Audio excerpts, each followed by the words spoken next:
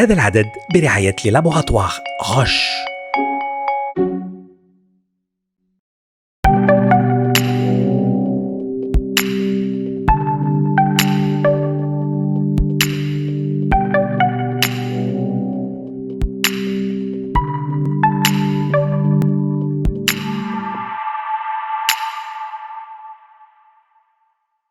Salam, c'est sans doute l'un des cancers qui fait le plus parler de lui, le cancer du sein.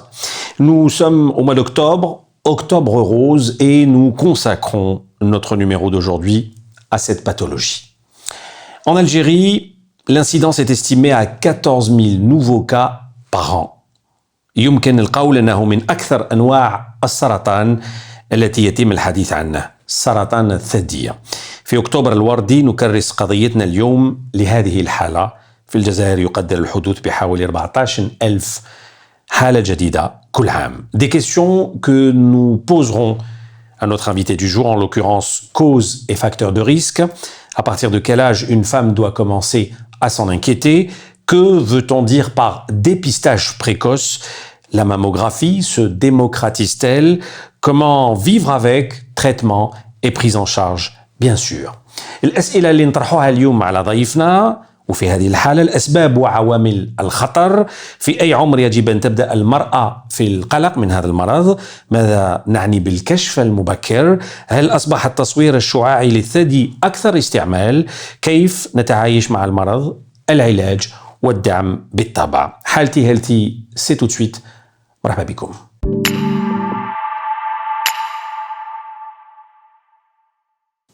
Professeur Hassan Mahfouf, bonjour. Bonjour, Ahmed.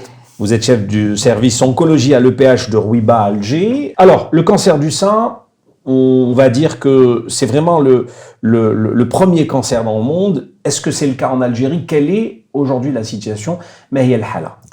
D'abord, Ahmed, moi, j'aime pas parler beaucoup du cancer du sein et je m'insurge à ce qu'on parle que du cancer qu'uniquement à cette période de l'année.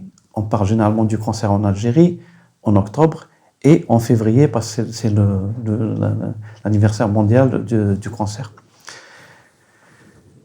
J'aimerais qu'on parle du cancer tous les jours.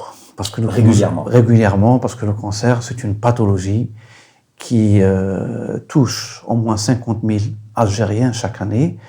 Et c'est vrai que le cancer du sein, c'est le premier en Algérie. C'est le premier dans le monde. Sur 7 millions de nouveaux cas de cancer dans le monde, vous avez 2 millions de cancers du sein. En Algérie, sur 50 000 cancers du sein, 50 000 cancers en Algérie, nous avons 14 000 cancers du sein annuellement. Il est vrai que quand on en parle et que les médias nous ont aidés à une prise de conscience sur cette pathologie cancer.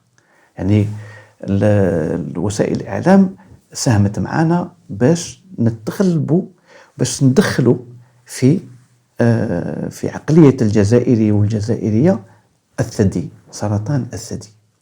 لأن الثدي كان un tabou. On ne parlait pas du cancer du sein parce que le sein est un tabou. Et on arrivait à des formes très évoluées de la maladie, des malades, des dames qui viennent avec des cancers très évolués, en forme métastatique, et souvent on leur dit pourquoi vous n'avez pas consulté. Tachem.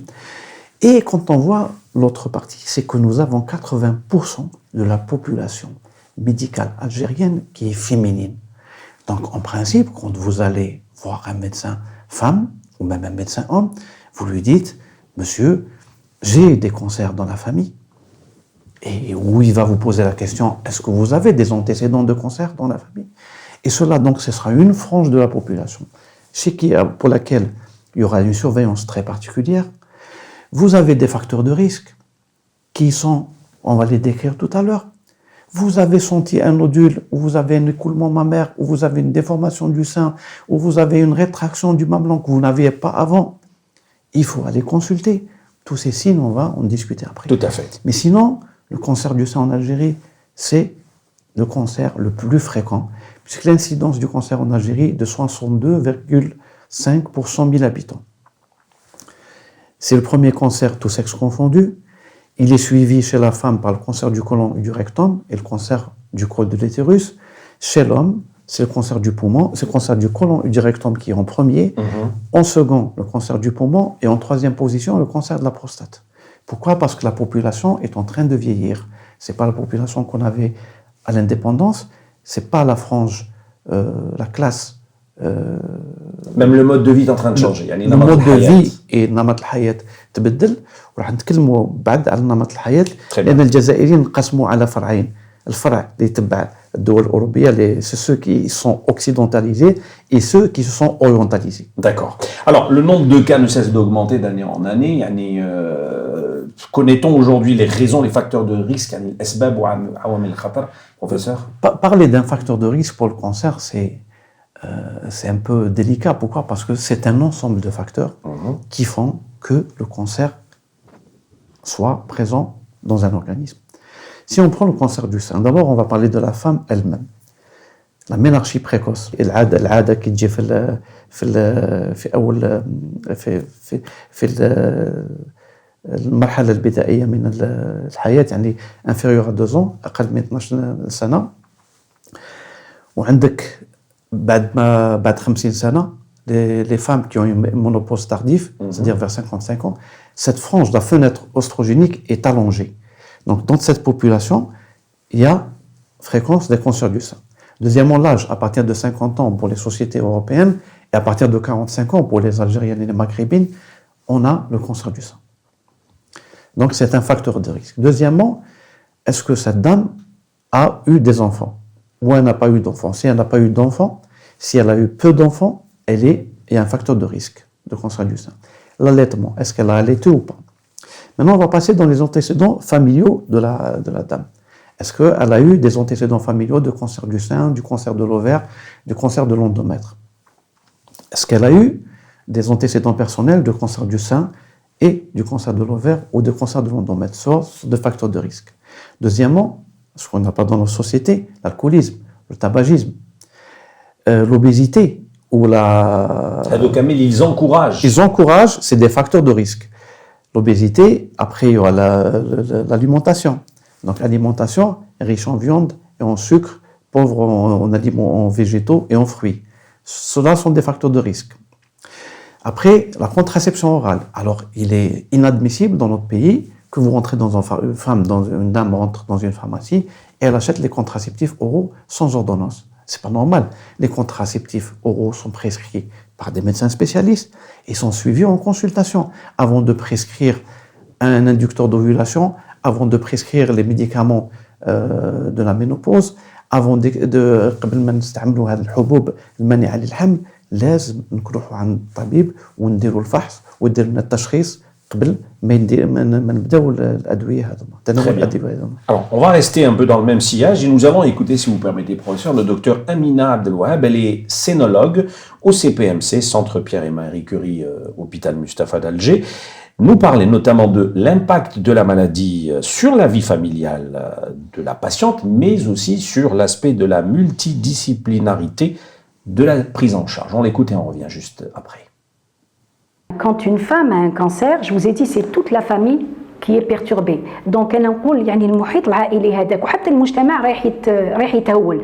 Donc les enfants ne sont pas bien parce que leur maman est malade, le mari n'est pas bien parce que la mère de ses enfants et son épouse est malade. Donc c'est toute la famille qui est malade et c'est pour ça qu'on dit toujours la prise en charge. Je reviens sur la pluridisciplinarité sans oublier le côté psychologique parce qu'on a tendance à négliger le côté psychologique alors que la femme, si elle est bien soutenue, si elle a une assistance psychologique, يعني المرأة إلا كان ساندها الزوج تاعها والعائلة تاعها والمحيط تاعها حتى احبابها رايحه تتحمل وتتقبل هذاك المرض ويعني حتى هي العلاج تاعها راح يكون بسيط ويكون يسهل عليها. الوغ لازم نعرفوا بلي سي اون مالادي ملتي ديسيبلينير. واش معناتها ملتي ديسيبلينير؟ معناتها كاين هذا المرض هذا كاين شحال من طبيب اخصائي راح يتدخل في التكفل بالمريضه. ما كاينش طبيب واحد، يا با ان سول ميدسان on va dire un cancérologue. Le cancérologue il peut être radiothérapeute معناتها مختص في العلاج بالاشعه. Il peut être chimiothérapeute, oncologue معناتها مختص في العلاج بالشيميوثيرابي، العلاج الكيميائي. يقدر يكون راديولوج معناتها مختص في الاشعه تاع السرطانات. يقدر يكون جراح عام ولا جراح مختص في السرطانات ولا في الاورام. جميع هاد الاطباء رايحين يدخلوا في التكفل بالمريضه. نقول لهم للنساء ما تسناوش 47 سنه ولا 48 سنه باش ديروا لا ماموغرافي، على خاطر 47 سنه و48 سنه هو السن اللي رايحه تجي به المريضه بحبها في الثدي تاعها، يعني يكون ديجا عندها الورم. احنا ماذا بينا تجي على شكل صوره، وباش تجي على شكل صوره لازم نوليو للور، نولوا تقريبا 8 سنين الى 10 سنين للور. معناتها رايحه تبدا لا ماموغرافي تاعها كي تبدا اول خليه تاع السرطان. لازم نعرفوا بلي وشنو هو سرطان، هو خليه رايحه تتكاثر، الا ما حبسناهاش وما قطعنا لهاش في نص الطريق رايحه تتكاثر حتى تمد الورم، والورم يقدر يكون في الثدي ويقدر ينتشر. احنا ماناش حابين نوصل لهذا الشيء، احنا رانا حابين جوستومون نوعيوكم ونقول لكم باللي كي تكون هذيك الخليه على شكل صوره لازم نقضيو عليها، ونقضيو عليها بكل سهوله avec un espoir de guérison qui avoisine les 100%. Donc la prévention, le dépistage précoce, c'est quelque chose de très très important. Je demande aux femmes d'apprendre à connaître leurs seins. Comment apprendre à connaître ses seins? C'est se mettre en face d'un miroir, regarder ses seins à n'importe quel âge. Hein. Dès qu'on commence à avoir des seins, dès qu'une jeune fille commence à avoir des seins, et c'est comme ça qu'elle va pouvoir détecter le moindre changement.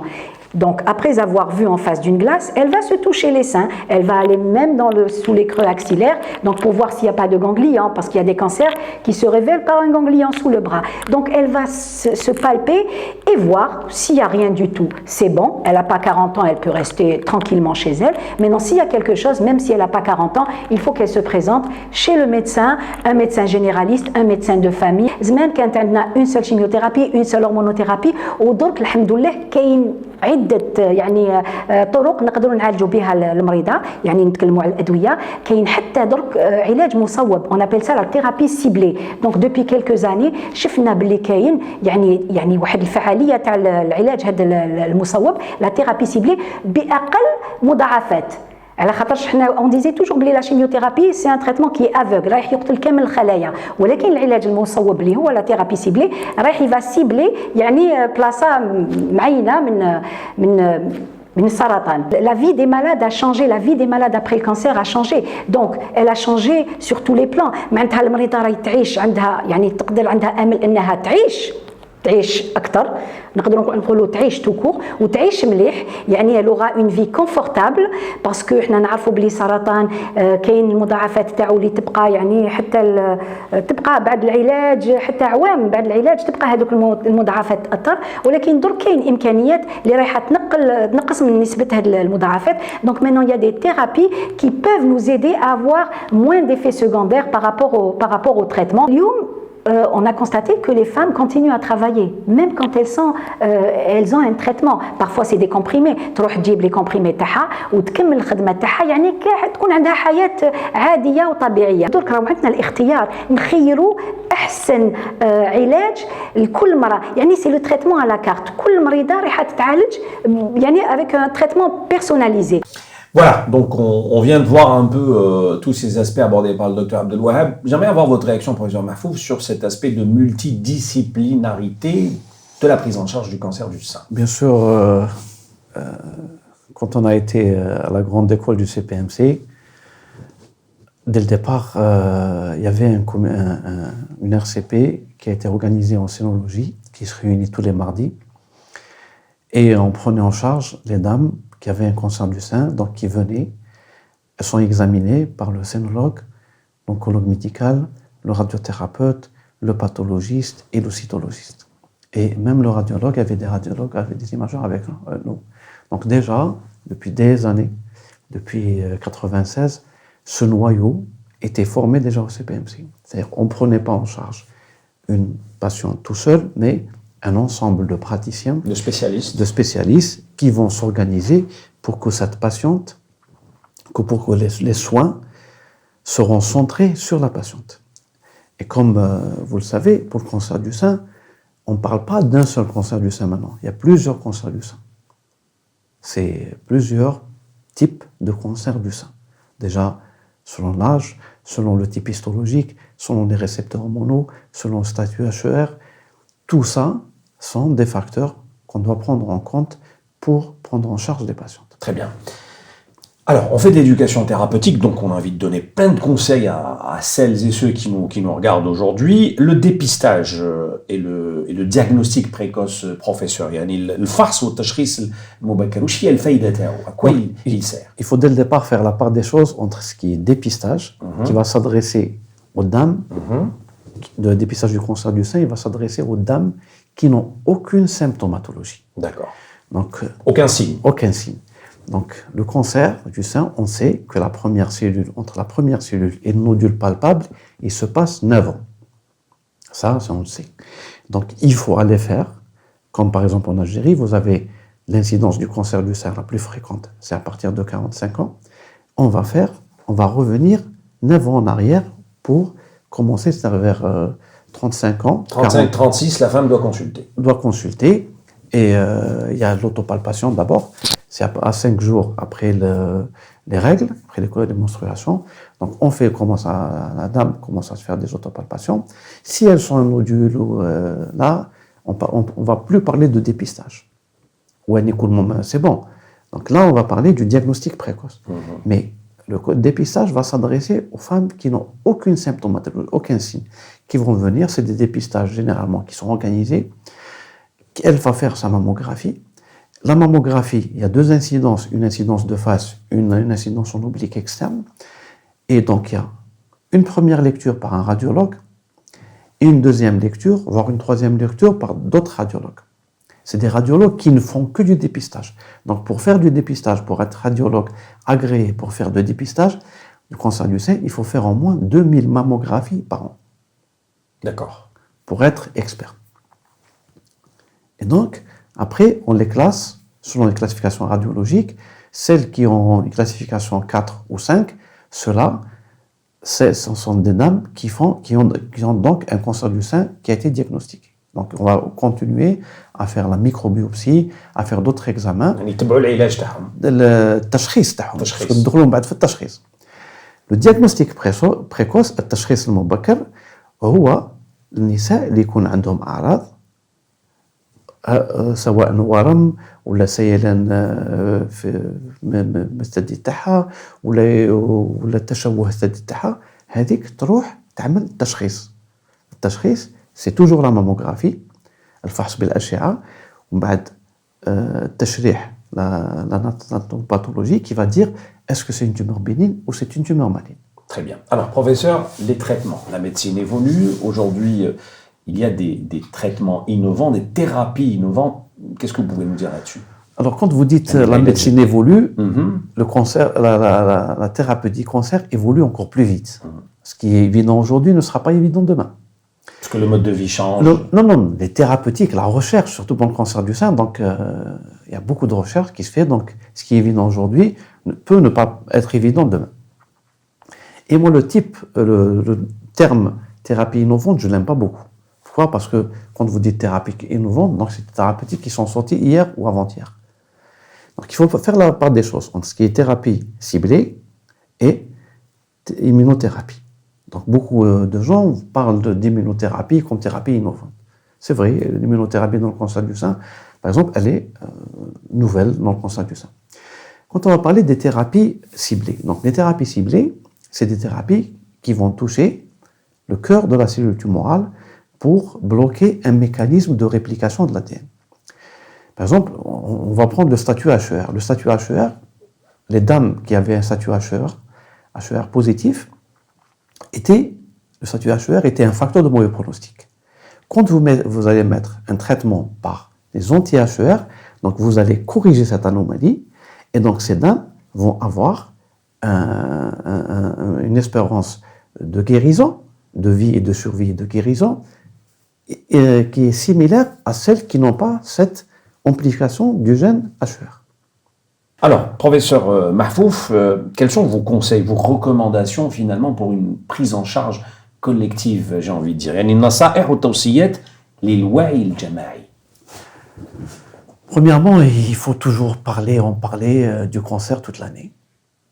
Toute l'année, on doit véhiculer des messages par les médias. Pas qu'en octobre et en février. Pas qu'en octobre, pas qu'en février, parce que nous vivons tous les jours. Alors, je vous donne l'exemple là où je travaille. En moyenne, j'ai 10 nouveaux cas par jour.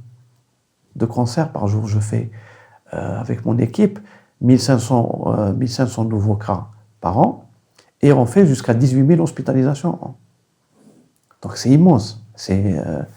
Tous les jours, vous allez voir arriver des gens qui ont des cancers de plusieurs types. Et le cancer du sein est d'ailleurs le cancer le plus fréquent dans le service où je suis.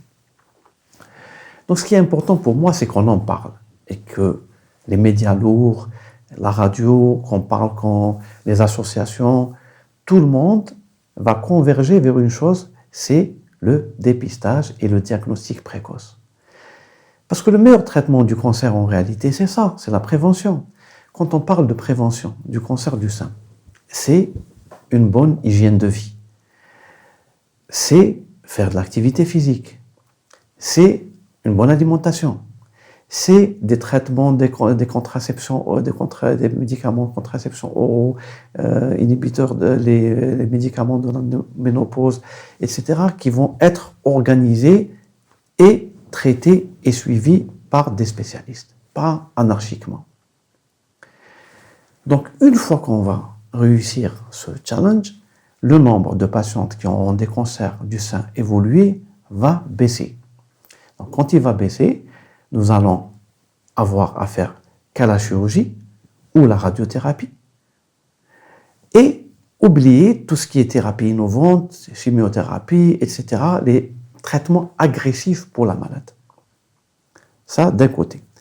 Deuxièmement, quand on parle du cancer du sein et des conséquences du cancer du sein sur la famille, on parle de la prise en charge psychologique de la patiente, mais on oublie souvent la prise en charge psychologique de la famille.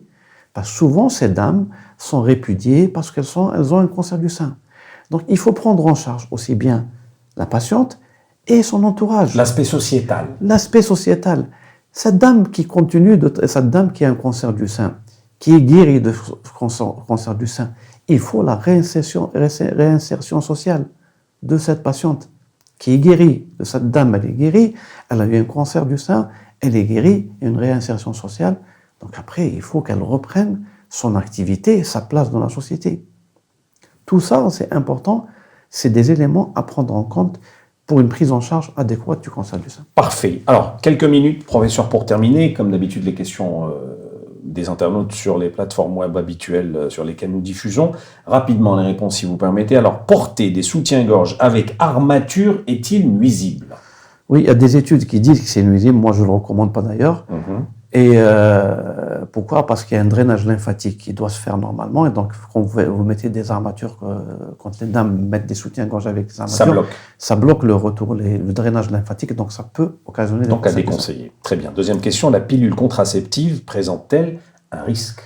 Oui, si elle est prise anarchiquement, oui. Si elle est prise sans avoir consulté un médecin gynécologue, sans avoir fait de mammographie dès le départ pour avoir au moins une mammographie de référence, elle est délétère. Les déodorants sont-ils dangereux? Oui, il y a des études qui disent que les déodorants sont dangereux parce qu'il y a de l'aluminium dans ces déodorants et donc on a remarqué qu'au niveau des zones où les dames appliquent le déodorant, il y a eu naissance des cancers du sein. Alors, dernière question, l'allaitement maternel protège-t-il contre le cancer du sein? Ah oui, l'allaitement maternel protège. En plus, l'allaitement maternel, il permet un lien affectif entre la mère et son enfant. Et il protège la femme contre le cancer du sein. Très bien, merci beaucoup, professeur Hassan Mahfouf. Merci Ahmed, c'est un plaisir. Tout le plaisir était pour nous. Vous êtes chef du service oncologie à l'EPH de Rouiba, à Alger. À très vite, à très bientôt. Merci à vous de nous avoir suivis. Merci pour votre fidélité. Au revoir.